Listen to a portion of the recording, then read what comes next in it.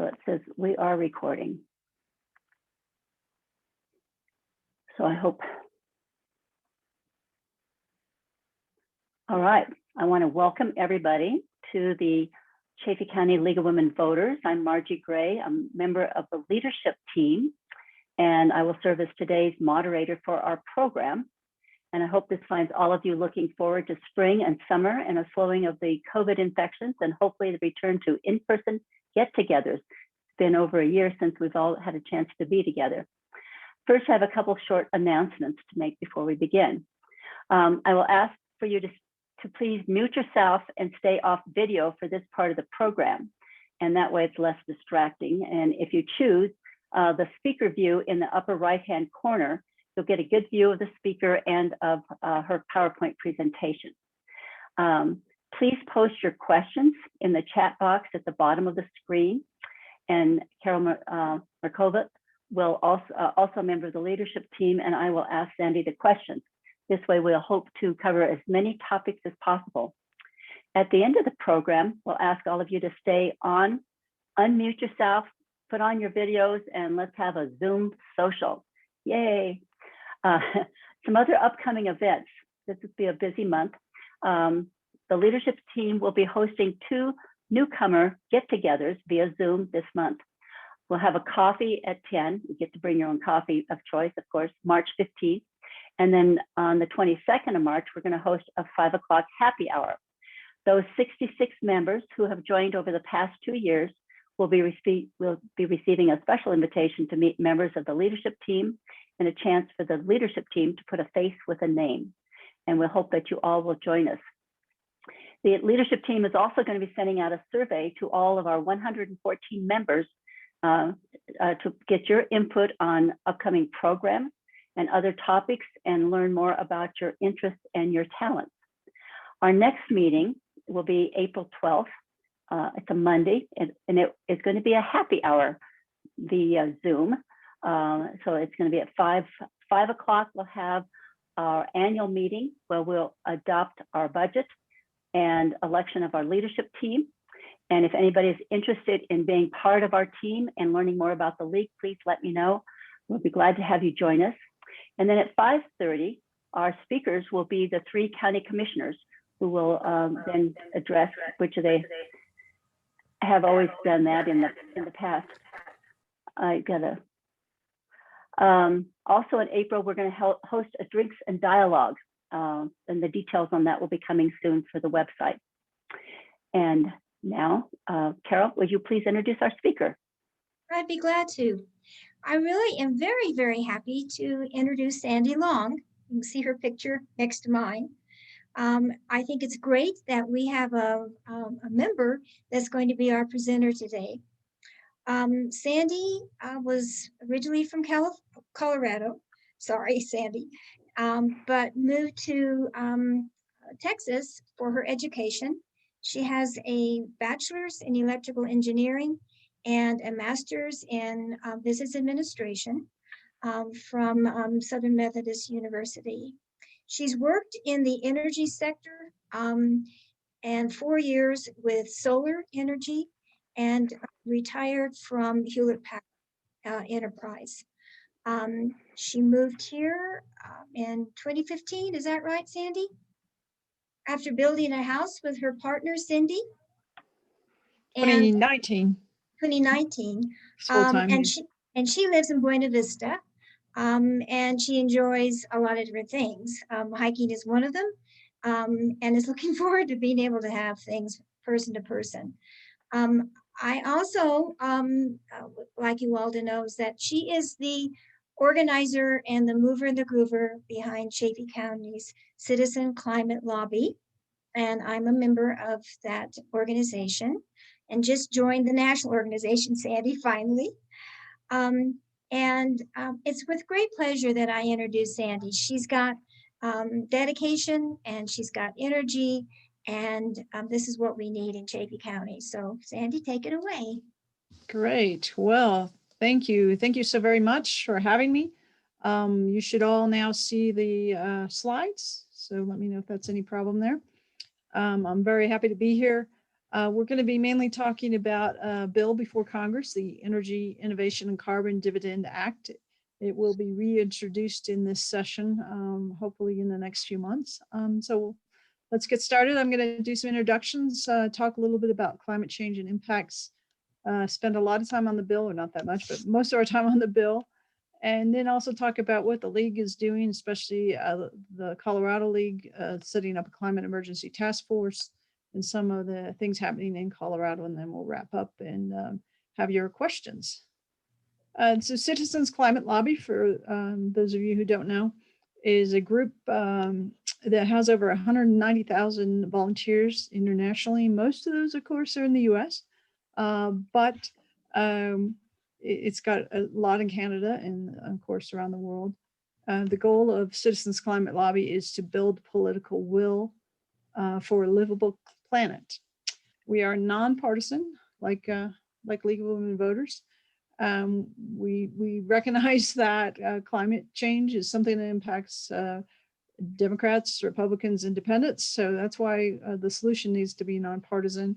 Also, nonpartisan solution, bipartisan solutions are those that will endure. So we don't want a solution that then changes from time to time, from administration to administration. We're very solution focused on reducing carbon and for carbon fee and dividend. Climate change is a huge complex issue, and there's lots of things, lots of solutions going on. But this organization is focused on the carbon fee and dividend legislation at the national level. You hear a lot about our values, and that's one of the things that really attracted me to Citizens Climate Lobby. We believe in respecting all, showing appreciation and gratitude. We support the racial justice and its intersection with environmental issues. We believe in building a relationship with the member of Congress, and it's kind of like a sales relationship that you build over time with the member of Congress. Carol already introduced myself, but there's a picture there. Like I said, I grew up in Colorado. I'm the baby there with my dad and my sisters on the left at Garden of the Gods in Colorado Springs, and then just recently went over to Canyon Lands. And as Carol said, I'm starting this Chaffee County chapter of Citizens Climate Lobby. And we've had several meetings. Got a good group of folks, and I'm really excited for what we've been able to do and are going to keep doing. So I like to start with this quote from E.B. White. I arise in the morning torn between a desire to improve or save the world and a desire to enjoy or savor the world. This makes it hard to plan the day. So at CCL, we like to think about, well, if you forget to savor the world, why would you want to save it? So in a way, we've got to think about savoring first before we think about saving the world. So right now, I'd like to take a minute and have you all think about a specific place that you love, something that you want to be around for a while that's threatened by climate change. And if you would go down to the bottom of your screen and hit the chat and just put your experience in the chat. And so Margie and Carol are going to look at that.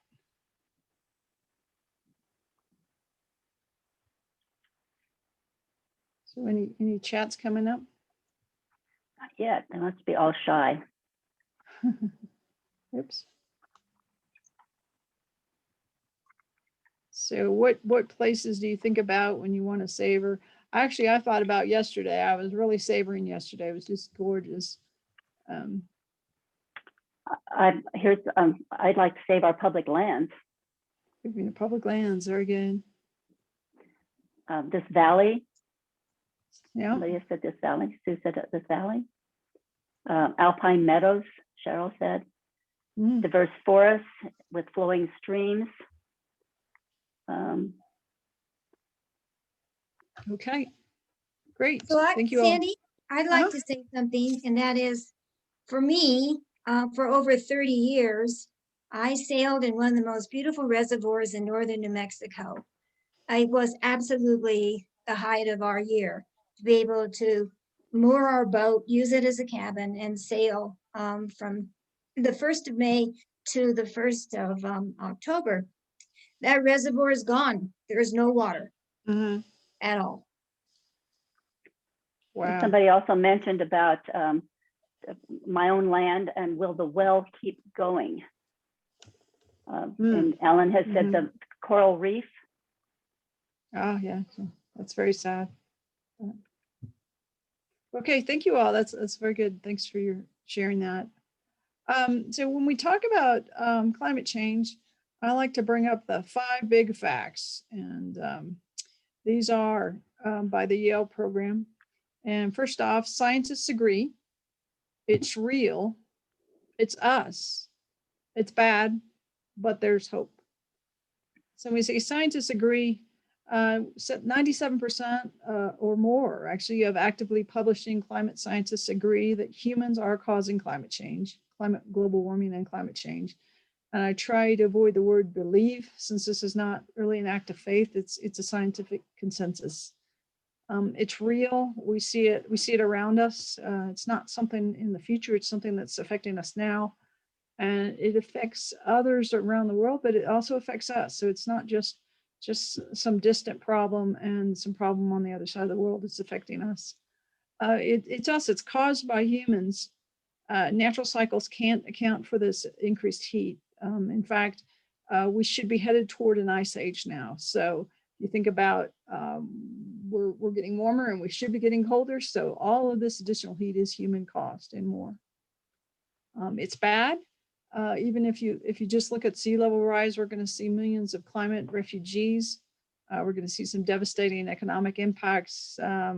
Water is a huge issue, and of course crops and seafood.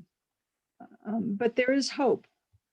So I looked up in Europe last year, in 2020 in Europe, renewable energy generated more electricity than fossil fuels. So they've turned that corner. In the U.S., we only generated 20% of our energy was renewable energy. But in the first 11 months of 2020, over 70% of the new electric resources that we added to the grid, over 70% was renewable energy. So we're making good progress there. The U.S. has also rejoined the Paris Climate Agreement. So again, let's go to our little chat window, and what gives you hope?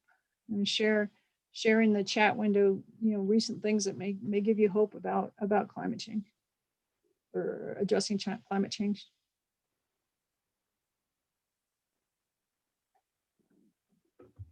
I can't see the chat, so anything yet, folks? No, not yet. We have some hope.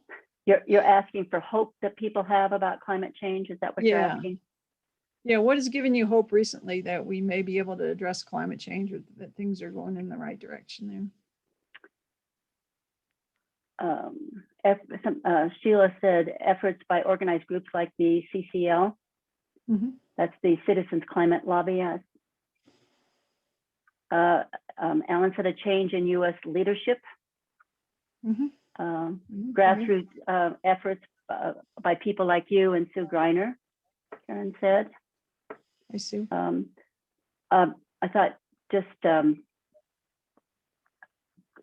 what else? Seems like there's a critical mass moving towards solutions. So many discussion groups working on this issues.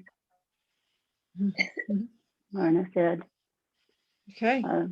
Somebody else said, Susie said, a new president, new direction. Yeah. Okay, great. Thank you all.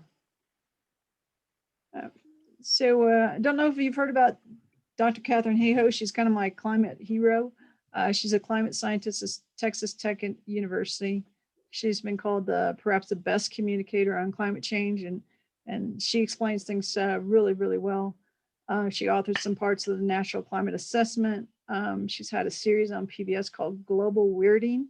So lots of short cartoons and videos. They're pretty, they do a great job of explaining things. She has a TED Talk.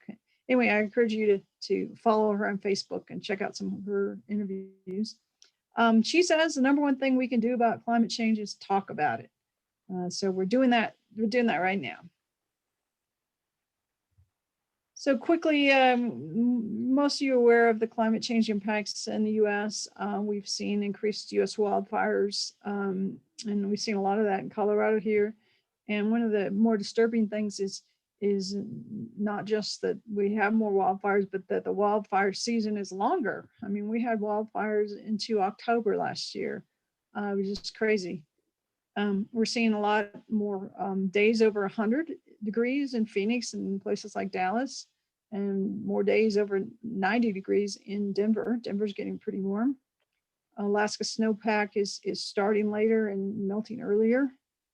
We see, you don't see any, climate change doesn't impact the number of hurricanes, but it does make them more intense. So Hurricane Harvey had 40% more rainfall due to climate change. That was because of the higher sea level, the warmer oceans bringing in more moisture, the weakened jet stream, meaning they didn't move out as fast. And so you think about 40% more rainfall and the billions of dollars of damage that did to the flooded homes in Houston. We also have, regular flooding in Miami from rising sea levels. And at some point that rise in sea level may threaten their drinking water, because their drinking water is in underground aquifers. If the sea level gets high enough, they get salt water in their freshwater supply. So to me, that's pretty alarming. We see climate change as a national security risk. We have lots of naval bases around the world that are at risk of rising sea level. Norfolk Naval regularly floods, so does Langley. They're going to have to spend billions of dollars to either move Norfolk or to build a seawall. So it's going to happen either way. They're going to have to do something there and spend a lot of money.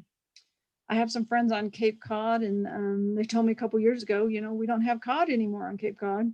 So the cod and other fish have migrated more north, and they have different species now. So in Colorado, we're seeing, of course, as I mentioned, the wildfires. We're seeing, we won't necessarily have more precipitation or less precipitation with climate change, but when you have the rising temperatures that we're going to see, that means less water is going to make it to our rivers. And so this past winter, so a year ago, the upper river basin of the Colorado River had 100% of their snowpack. So they had the snowpack, but since they had hotter temperatures, that meant that the amount that ran off because of evaporation and transpiration of the vegetation, the amount that made it to the river was only 54% compared to average. So we have some huge water issues, and we could have a whole session on water, and we'd have to get some experts in here because I'm not one. But that's one of the biggest concerns in Colorado is water. Chaffee County, we've got the wildfires as well. We're going to have a shortened early spring runoff, which may shorten our rafting season. We'll have a shorter ski season affecting Monarch. We're going to have higher temperatures. We're going to probably need more AC. I don't even have an AC. And when you start bringing in AC, then you have different energy requirements on your electric grid, and in addition to more energy needed. And of course, it's kind of a bad feedback loop. If you have dirty energy, you're going to create more global warming. So if you, there's a great article in Washington Post there. I note on the right, talking about this climate hotspot robbing the West of its water. So I encourage you to look at that as well. But I always like to kind of put an economic impact to these environmental impacts. So I looked at the rafting industry here in just looking at the Arkansas River rafting. And if you say, well, peak runoff is going to shift earlier by 1 to 4 weeks, what you're doing is you're effectively shortening the rafting season because the rafters come out here when school gets out. So even if you had earlier rafting, the kids are in school, so you can't really take advantage of that runoff. And if you shorten the week or the season by 4 weeks, I estimate that means that's like that's a third of your season that's gone. And you can then extrapolate that would translate to $23 million annual impact to our commercial rafting due to climate change. So there are real dollar impacts for that. But what do we think here in Chaffee County? You wonder what do our folks think about climate change? Yale has done some opinion studies. They've done some surveys, and then they extracted those out to different states and different counties. And when they look at Chaffee County, they think that 71% of us think that global warming is happening. And 56% agree that global warming is caused mostly by human activities. And when I first saw this, I was pretty pleasantly surprised. So I thought that was a pretty good number. We are a little bit lower than the national average, and the Colorado average is about the national average. So we're a little bit lower there. I think I'd feel a lot better if we need to increase the amount that think that it's caused by human activities. That's kind of an interesting difference there, isn't it? And if you look at the policy support questions that they've asked, 73% would support regulating CO2 as a pollutant, and 64% would support requiring fossil fuel companies to pay a carbon tax. So in this county, it looks like we would have support for policies that are similar to what I'm talking about. And if you are interested, there's the link there, and we'll get you all these charts where you can go and look at the other questions and look at other counties and other states and kind of see. It's kind of fun. But overall, generally, we do understand that climate change is an issue. So let's talk about solutions then, and think about what would make a good solution. And at this point, since we've been so delayed in getting some kind of big solution, we need a large scale solution. We can't just have bits and pieces of small solutions. So we need a large scale solution, and it needs to work quickly and be very effective. We need something that's fair. So it shouldn't pose a burden on those who are poor or disadvantaged. It needs to be sticky. And what we mean by that, it needs to have popular support. It needs to endure through changes in different administrations. So in that sense, we need something that's bipartisan and that the public is very supportive of. It's got to be healthy for the planet. Of course, it wouldn't be a solution if it wasn't that. But it also has to support the economy and not impact the GDP and create jobs. And then we also want it to, I think it should be one that does more incentives rather than the regulatory approach. Of course, the regulatory approach is subject to these changes in administrations, but it needs to support incentives. And to do that, it really needs to address the overall market failure that we have. So what do I mean by market failure? And they define market failure that if the market price for any product doesn't include its real costs, then economists call that a market failure. So if we think about the cost of coal and the cost of natural gas and the cost of gasoline, these things are very cheap relatively, but they have a social impact cost and they have other costs that should really be accounted for in the price of that. And so what we need to do is correct the market there. And once we assign, and how you do that is you assign a price and you put a price on carbon emissions. And once you do that, you send a clear signal to the market. People start to change their behavior. And if you think about it, the quickest way for you to use less of something is for it to cost more. I guess you can kind of think about cigarettes. A lot of people gave up cigarettes when the prices went up. Some didn't, but yeah, that whole thing of if it costs more, you're going to use less of it. And that's what we're talking about doing with a price on pollution.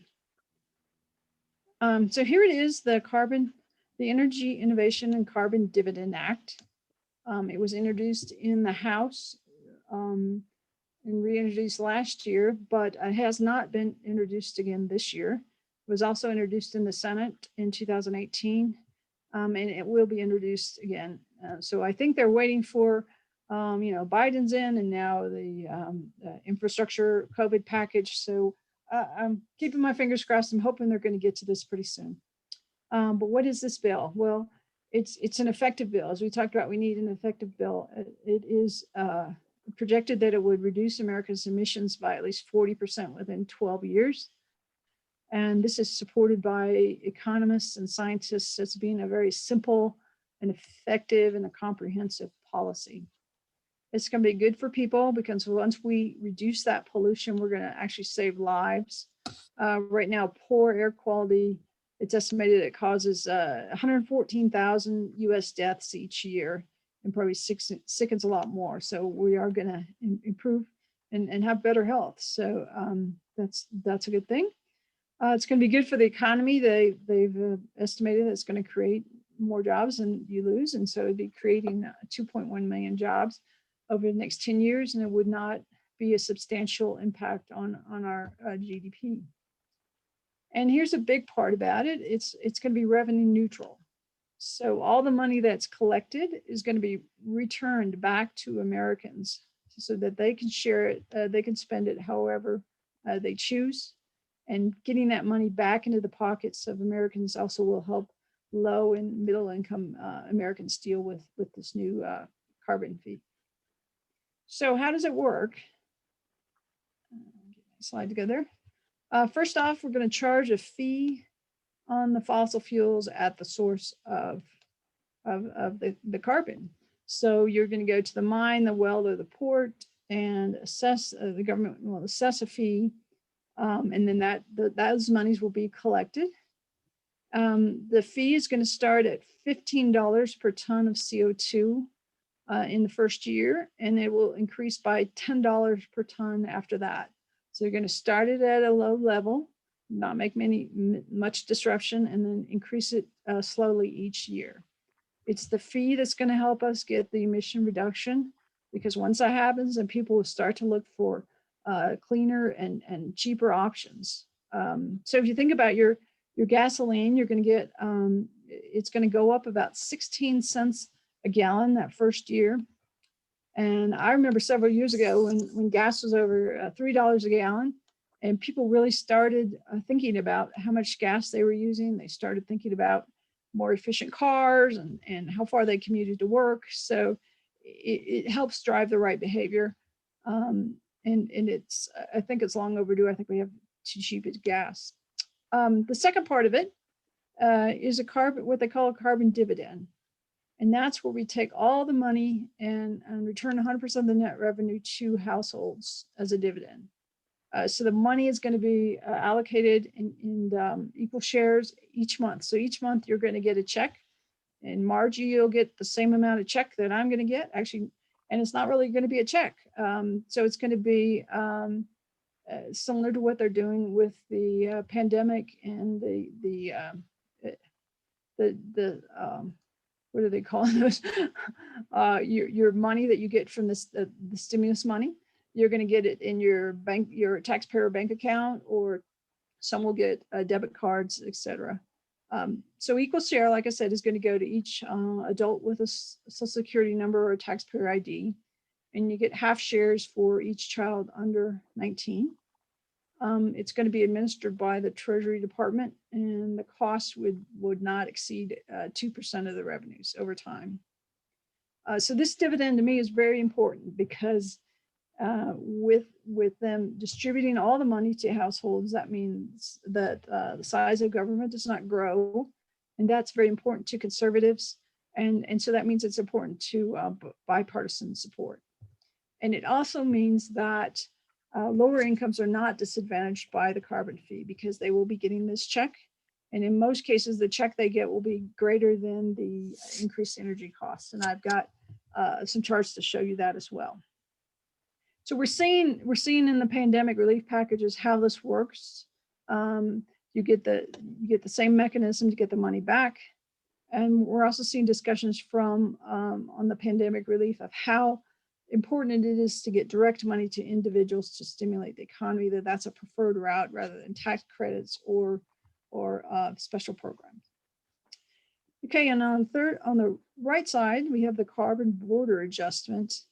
And so what this does, it's the most complex to me to kind of get your head around, but basically it means that we're going to protect the businesses. So imported goods are going to pay a carbon border adjustment, and goods that are exported are going to get a refund. So this is under the rules of WTO, World Trade Organization, and it makes sure there's no incentive for the businesses to relocate to a more polluting regime or country. So, for example, you say, oh, if I'm going to have to pay this carbon tax, I'm going to move my factory to Mexico.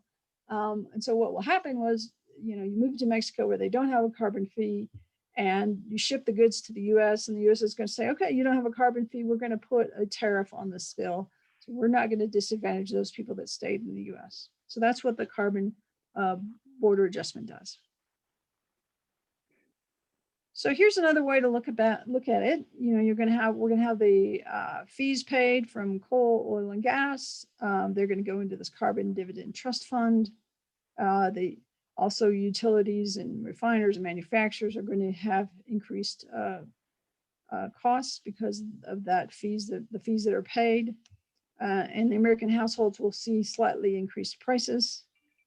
I didn't make this chart, but I think the prices arrow should go the other way, but anyway. But the American households will also get dividends from the Carbon Dividend Trust Fund. And so let's see about how is this going to work out for people. So right now we have carbon fees, and they're going to be passed to households. You're going to see them in direct energy prices. So you see gasoline go up, you see electricity go up, you see home heating, but you also see other products that have fossil emissions embedded in their prices are going to go up slightly as well. There's also some portion of that will be passed along that will be in a financial asset cost, and that really doesn't impact till you get to the upper quintiles.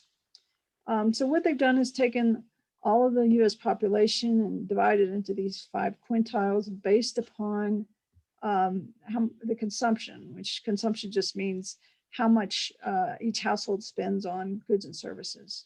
So for those households that don't spend very much, they'd be this quintile number 1. And you see that they have that green, $514 a year. The first year, they're going to get $514. They'll get it each month. So they get a check of $42 each month. Their increased energy costs are only going to be $273 a year. So basically, they're going to come out ahead. Second quintile, same thing, $455 a year amount, and their increased costs are going to be $326. And the third quintile is a lot closer. You see the fourth quintile, and at that point you start to see, they have a large energy footprint. So they're going to see, not quite as much back in their rebate as they're going to spend. And then we see in the upper quintile, there's quite a bit of difference in that.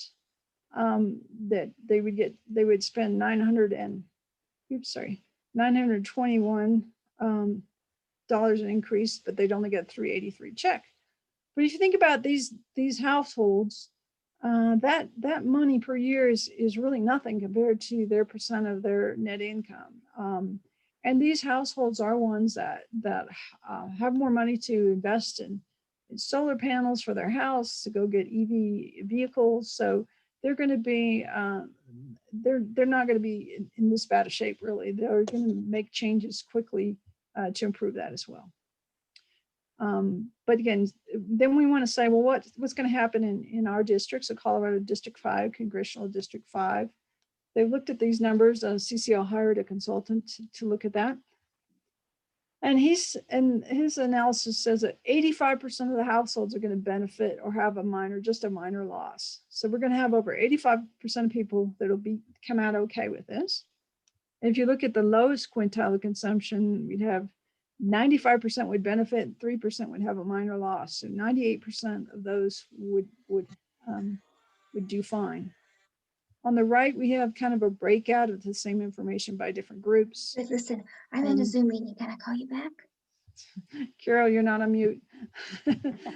And then you see that 86% of poverty households will get more dividends and increased costs. You also, a lot of us, I looked at this for older adults. What does that look like? Well, 49% would benefit and 26% would have a minor loss. So it's a little worse than the others, but I think that's more of a function of the wealth, reflecting the wealth of some of these older adult housings rather than any kind of economic thing or than any thing just because of their age. So we've seen a lot of recently, and this gives me a lot of reason for hope.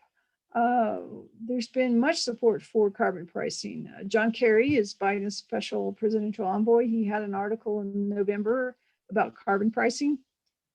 Janet Yellen is the U.S. Treasury Secretary. She's a founding member of a group called Climate Leadership Council, and they're a bipartisan group that has proposed a carbon fee dividend solution very similar to CCL's and similar to the one we just reviewed. They have also a public statement from over 3,500 economists supporting carbon dividends, and that's on their website there if you want to go look at that. Recently, we also heard from the European Union. They are implementing a carbon fee similar to actually Canada as well. But the European Union is going to go ahead and do a border tax. And that is scheduled to go into effect in 2023. So not very long from now. And what that means is once that goes into effect, if we don't have a carbon fee, then any of our products that we ship to Europe would get penalized, would get a tariff, let's say, would get this carbon border adjustment tax so that they wouldn't disadvantage them. So that does provide us an incentive. If we enact our own price on carbon, that would not happen, and our products would still be competitive in the EU. Recently, we've seen the Chamber of Commerce say it's open to carbon pricing. We've also seen the American Petroleum Institute say that they endorse carbon pricing, and that was say they're poised to endorse. So that's just very supportive. Lots of business groups and conservative voices looking at this recently. And one of the big things is that businesses like predictability. They like to have pricing that they know in advance it's going to be. And so they are in favor of this rather than a regulatory approach or rather than a cap and trade approach. They like carbon pricing. And then we as I mentioned, the bipartisan folks like the dividend part. So what does the League want or think? So the League made a statement on pricing carbon in their 2018 convention. And so I've asked Margie to read that for us. Yeah, so the League of Women Voters stands united with and in efforts of or support of efforts to price carbon emissions, whether cap and trade, carbon tax fee, or other viable pricing mechanism. The League does not have a position on how the revenue generated is to be used. We do not espouse any single method of pricing carbon over another. We will evaluate all proposed methods based on their effectiveness to abate emissions and whether the method can be successfully implemented. And this was overwhelmingly approved by the 2018 convention delegates. Thank you, Margie. So you see, the League is supporting carbon pricing, but they haven't set which method. And so I would propose that carbon fee is the most effective carbon pricing mechanism, and that we must have a position on taking that revenue generating and distributing it back to the households, because that ensures that those lower incomes are not disadvantaged. And it also helps ensure that we can get bipartisan support. So the League in Colorado has set up this year a climate emergency task force. This is similar to what has happened has been set up in the US. And so the mission is to inform and engage members across the state to promote collective actions necessary to address climate change issues in Colorado and to also coordinate with the National League. And so as part of this, you're going to start seeing these groups. First step, of course, is understanding and get educated on what's happening in local and Colorado state policy. You're going to see them reaching out to the local leagues, asking for local members to advocate for different policies.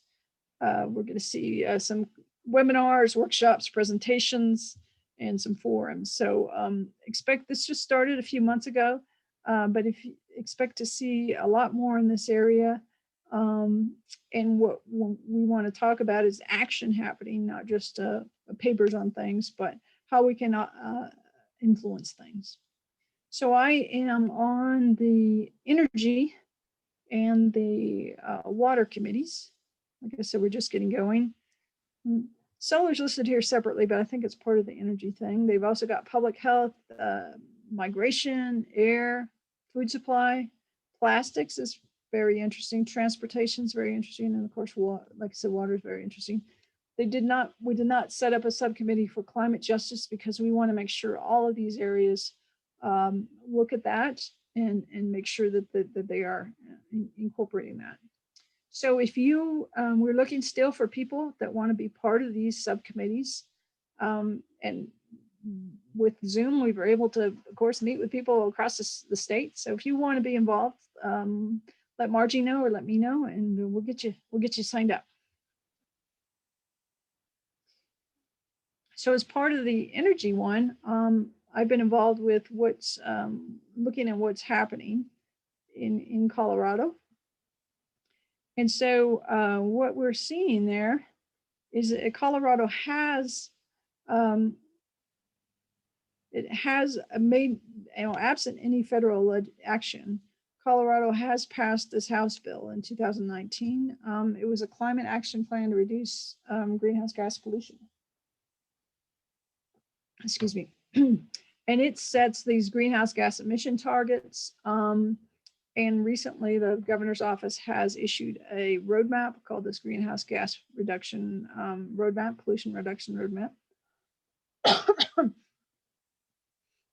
And so what's happening is because of those targets and those mandates that were in the plan, each of the utilities has to submit how they're going to achieve that. So Xcel Energy, if we look at them, they generate about 60% of the fossil fuel generation in Colorado. They are working on submitting a clean energy plan by March 31st. They came out recently with some news that they are going to pledge to even get to 85% cut by 2030. They're going to propose to retire their remaining coal plants by 2040. Originally, they were looking at not retiring them till 2070. So this is good news for them to retire that by 2040, but we'd like for them even to do it by 2030 or even sooner. There are some groups as well that are looking into this for advocacy. So the Sierra Club and Colorado 350 have a grassroots group going that they're working on for Xcel. So I've got the link there if you want to sign up for that, for those of you that are in the south part of the valley with Xcel. For Tri-State is of course, the transmission and generation part of Sangre de Cristo up here in the north part of the valley. They generate about 21% of fossil fuel generation in Colorado. They have submitted an electric resource plan, and it is going to be open for public comment in April. They said they can meet an 80% reduction target, and they are looking at potential coal plants retired by 2030. However, they have not said when they're going to retire their coal plants in Wyoming. So it's kind of, this gets back to the limitations of Colorado state by state regulations rather than a national a program like carbon fee and dividend. And we also see that they have some potential rate increases that look like would come into effect after 2030. So there's some concerns about their plan. There's a grassroots group that's been formed, and there's you can email Sarah if you want to join us. We had a Zoom with Dwayne Hiley, who's the CEO of Tri-State on February 11th, and we had over 150 people there. So it was a huge turnout, and I think he was really impressed, and it was like, wow, people do care about this. So I'd like to urge you to urge your electric utility to meet these goals and try to be real careful and make sure they have a credible plan to meet their commitments. So we're running a little late on time, sorry about that. But if we have the Energy Innovation and Carbon Dividend Act, the main thing that's going to happen, because we now have these Colorado regulations as well, is that people who get their electricity from these utilities that have a dirty portfolio, they're going to start seeing higher energy costs than if you get your electricity for someone with a clean energy portfolio. And it's going to take time, even with the Energy Innovation and Carbon Dividend Act, for those market factors to get to where we'll be trying to get these regulated monopolies, these electric utilities to get to renewable energy. That's why I'm urging us to also look at these efforts to look at the ERP that I showed on the previous slide, so that we can hold our utilities accountable, get them going on the path to renewables, and then we come in with the federal legislation as well. All right, so the EICDA, just a review, we set a price on carbon, we return 100% to households, we have this border adjustment. So just the last few slides here. We talked about CCL, and what we want to do is create political will. And we have what we call the 5 levers of political will. And these things translate to organizations everywhere. So even if you're not interested in CCL, we probably look at these for the league as well. First off, we lobby Congress. We meet with members of Congress. We build a relationship. We send emails and make phone calls. All that is part of the lobbying Congress. Second, we try to be present in social media and in letters to the editor and op-eds and interviews. The congressional offices do pay attention to that. We go out and try to educate folks on what's going on. And so thank you for this opportunity. And I would be glad to do it for other groups that you have. And when we don't have COVID, we go out and have some tables set up at fairs and stuff, and talk to people. Try to reach as many people as we can to tell them about the carbon fee dividend. And then we also do grass tops engagement, where we want to meet with business and community leaders and get them to endorse the carbon dividend EICDA. Because our members of Congress do listen to grass tops folks, do listen to the business and community leaders. And then the 5th one is just internal organizing and communications. So last slide, what can you do? And if you would like to join our CCL chapter, that would be great. I've got the link there, or you can email me or email slide@citizensclimatelobby.org. Next March, we're going to have our next Monday, we're going to have our March meeting. It's going to be on Zoom. And the speakers are going to be the folks that deal with our CCL folks that are liaisons with our Colorado senators. So we're going to find out what they're working on. And even if you join, or if you don't join, I urge you to write and call members of Congress to urge bipartisan action on climate change. And extra credit would be Energy Innovation and Carbon Dividend Act. So we do have some tools on the CCL website to help you email your member of Congress. We have some tools to help you call them and log your calls. And then on the third part on the right, we have you can get community leaders and organizations to sponsor this bill. And especially once we get the bill out, that would be great. You go to the website and click endorse. And if you need more information, or if you want me to present to any group you have, just email me. So the last slide just has my information. So thank you very much. It's a little harder with Zoom to know any feedback. So we're going to, I guess, go ahead and open it up for questions. Yes, thank you, Sandy. That was very informative. There was a couple questions that were submitted earlier. One from Karen about when you're talking about the rafting. Does that rafting economic take into effect consideration of the voluntary flow program, which goes through August 15th? Are you familiar with that? Yeah, and probably Sue Griner is a better person to talk to this than I am. And when I talked to Sue, it's kind of like, if there's not enough water, the voluntary flow program doesn't help you either. Okay. So that doesn't help extend it enough to take it into account that we're not going to have enough water. I think that the point on that is that the supply of water, whether it's delivered by the voluntary flow program or not, is going to be reduced. And so the voluntary flow program is bound to be affected as well. Thanks. Okay. Do we have any other questions? Carol, do you have some? Margie, this is Wendy. Can I ask a question? Sure. Please. First, for Sandy, I want to show you that the world really is just 6 degrees of separation. I grew up in Highland Park, exactly 2 blocks from SMU. And Right. I had a pet duck that swam in the ponds at the entrance. And guess what? I went to Texas Tech University, and both my brother and I graduated from Tech. All right. Informationally, and a lot of the gals here know this, I own shares in a ditch, and I'll segue with what Sue just said. Our water was called by the water commissioner on July 10th of last year. And when you pay for water, you know, you want to have it for your animals and for your orchards and one thing and another. So definitely water is diminishing.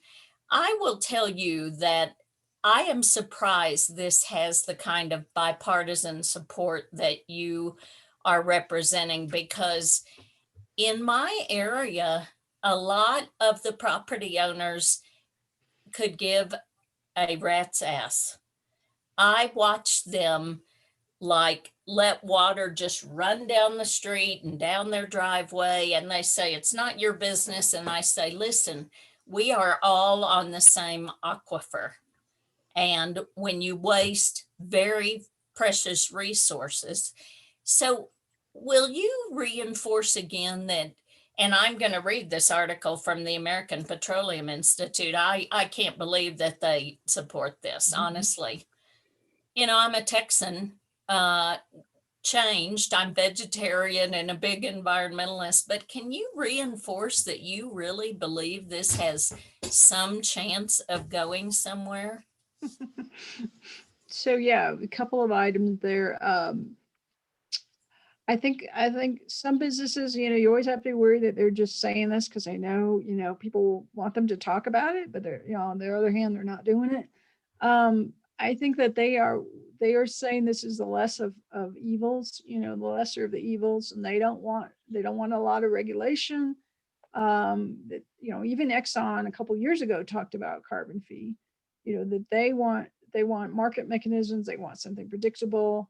These companies, oil and gas companies, need to transition to be energy companies, and that they are the ones that have these good skills to go into these new industries. They talk a lot about carbon capture and sequestration.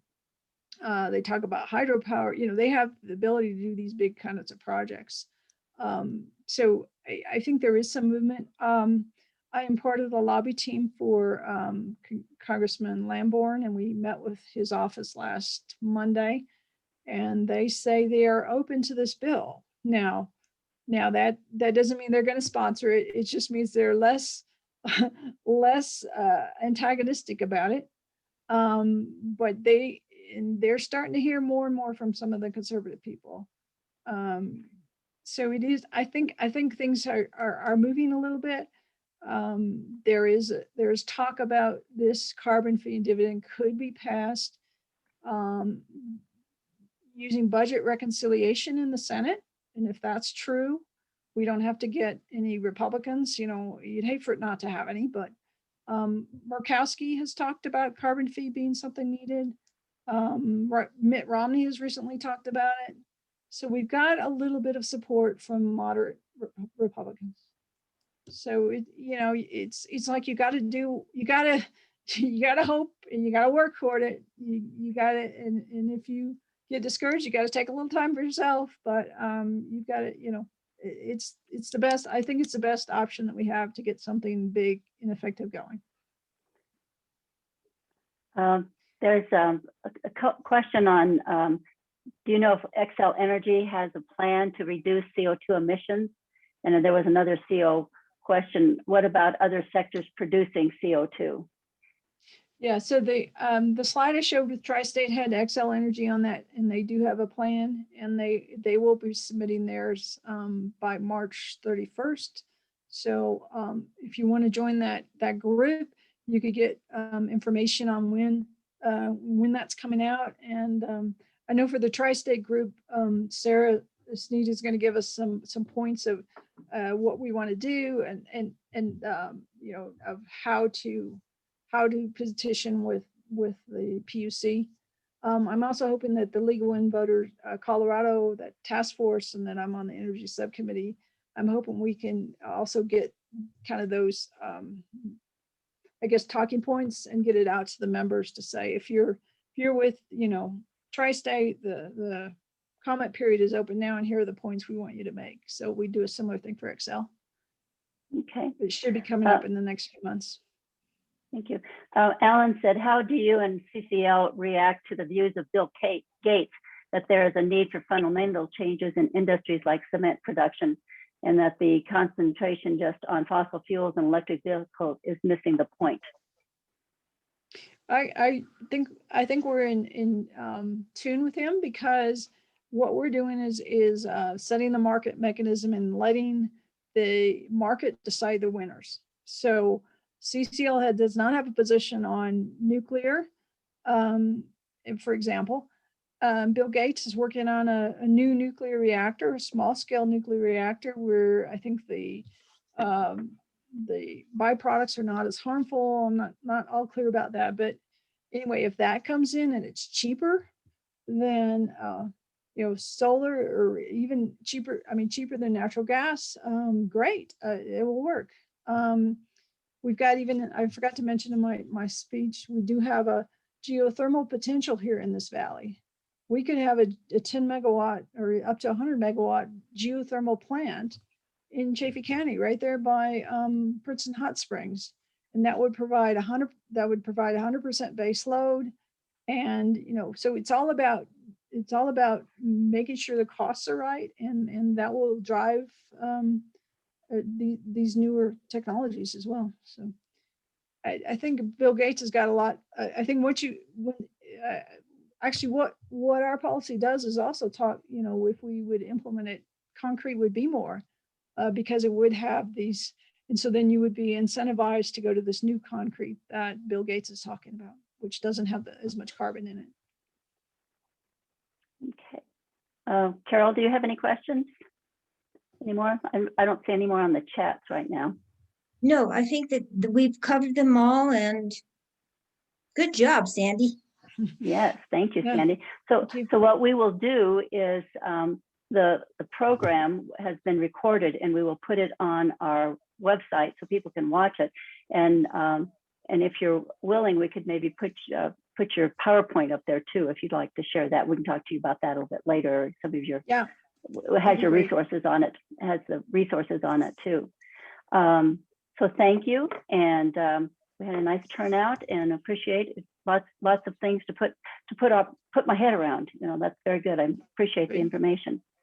Again, remember, those of you, if you want to stay on and unmute yourself and get your pictures out, and we can have a little chat. And I hope Sandy, she'll stay around too. And have any other questions? And remember, April 12th will be our annual meeting and commissioners update, and then we'll have the newcomers coffee coming out also. So, all right, thank you. I am going to stop the recording right now.